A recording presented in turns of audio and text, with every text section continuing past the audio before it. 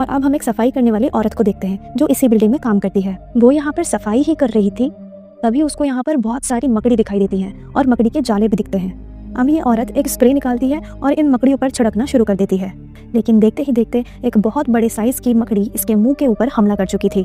और इसके बाद इस औरत के साथ क्या हुआ होगा ये आप जानते ही हैं। अब दूसरी तरफ जब केलब की बहन वॉशरूम में थी तो वेंटिलेशन के अंदर से भी बहुत सारी मकड़ियाँ निकल आती हैं।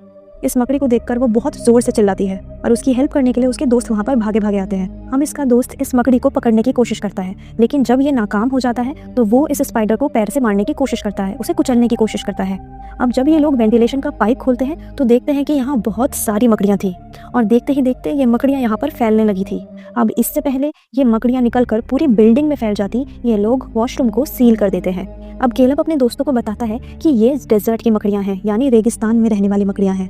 कम टेम्परेचर में इनका बच्चे देना तो दूर, इनका सर्वाइव करना भी मुश्किल है। मुझे कुछ समझ में नहीं आ रहा है, ये मकड़ियाँ फैलती क्यों जा रही हैं? न जाने इस मकड़ी ने इतने सारे बच्चे कैसे दे दिए। अब ये लोग डिसाइड करते हैं कि हम अगर यहाँ रहे तो मर जाएंगे। अब हमें कैसे न कैसे करके इस बिल्डिंग से बाहर निकलना होगा। पर केलब यहाँ से जाने के लिए तैयार नहीं था।